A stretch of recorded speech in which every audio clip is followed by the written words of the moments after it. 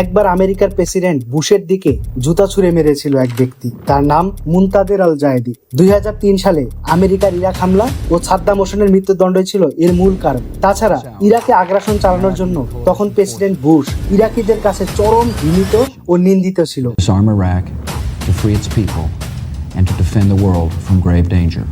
Last night, a square mile in central Baghdad seemed like hell on earth. They also hit at least one of his presidential palaces. তবে বিশ্বের সবচেয়ে ক্ষমতাধর একটি দেশের প্রেসিডেন্টকে জুতা ছুঁড়ে মারার শাস্তি বা পরিণতি বা কি হয়েছিল, চলুন এই ভিডিওতে তা জেনে নেই। এটা ছিল ইতিহাসে প্রথম কোনো প্রেসিডেন্টের দিকে জুতা ছুঁড়ে মারার ঘটনা।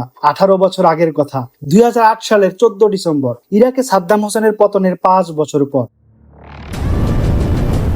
বাগদাদ সফরে এসে ইরাকের প্রধানমন্ত্রীকে সাথে নিয়ে প্রেসিডেন্ট জর্জ বুশ এক সংবাদ সম্মেলন করেছিল। আর তাতে আল বাগদাদিয়া টিভির সাংবাদিক হিসেবে উপস্থিত হয় আমাদের আজকের গল্পের নায়ক মুনতাজের আল জায়েদি। সে হঠাৎ উঠে দাঁড়িয়ে তার জুতা খুলে ফেললো, তারপর চিৎকার করে জর্জ বুশকে কুকুর বলে সম্বোধন করলো এবং বুশকে লক্ষ্য করে তার দুপাটি জুতা ছুঁড়ে মারলো। সে আরো বলল, দুটি জুতার একটি হচ্ছে ইরাকে মার্কিন অভিযানে নিহত শহীদদের জন্য, অন্যটি ইরাকি জনগণের পক্ষ থেকে বিদায়ী চুম্বন। জুতা বুশের গায়ে লাগেনি। দ্রুত মাথা নিচু করে সে ছুঁড়ে দেওয়া দুটি জুতাই এড়িয়ে যায়। দ্বিতীয় জুতাটি পেছনে থাকা একটি মার্কিন পতাকায় লেগেছিল। আর এই ঘটনাটা লাইভ ক্যামেরায় ধরা পড়ে এবং বিশ্ব জুড়ে রাতারাতি ভাইরাল হয়ে গেল। ইউটিউবে ঝড় উঠেছিল। বিশ্বের যুদ্ধবিরোধী লাখ লাখ মানুষ টুইট করেছিল।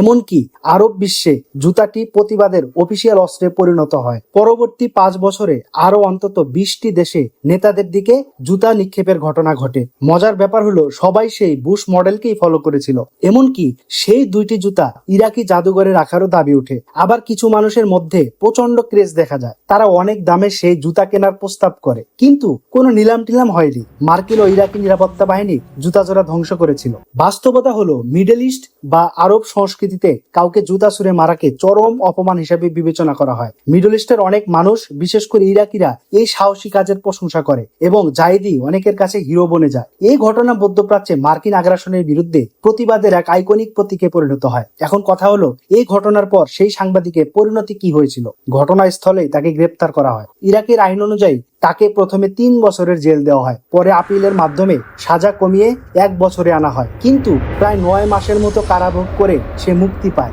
এই আগাম মুক্তির কারণ ছিল তার ভালো আচরণ ও পূর্বের কোনো অপরাধের রেকর্ড না থাকা। জেল থেকে বেরোবার পর সে দেশ ছেড়ে লেবাননে চলে যায়। মজার ব্যাপার হলো, এই লোক 2018 সালে ইরাকের পার্লামেন্ট নির্বাচনে প্রতিদ্বন্দ্বিতা করার জন্য দেশে ফিরে আসে, কিন্তু নির্বাচনে অংশ নিলেও তার প্রচেষ্টা সফল হয়নি। দুঃখজনকভাবে সে নির্বাচনে হেরে যায়। একটি ইন্টারেস্টিং তথ্য হলো, এই ঘটনার পর প্রেসিডেন্ট বুশ একবার বলেছিল তিনি এতে রাগ করেননি, বরং মজা পেয়েছেন। বুশ আরো বলেছিল, আমি প্রেসিডেন্ট হিসেবে বহু বিচিত্র ঘটনা দেখেছি, তবে সবচেয়ে আজব ঘটনা ছিল এটাই। একজন সাংবাদিক যে পুরো বিশ্বের সামনে আমেরিকার প্রেসিডেন্টের দিকে জুতা ছুঁড়ে মেরেছিল। তবে বুশকে জুতা ছুঁড়ে মারা নিয়ে সে মোটেই অনুতপ্ত নয়। I never asked George Bush to pardon me, even when I was being beaten.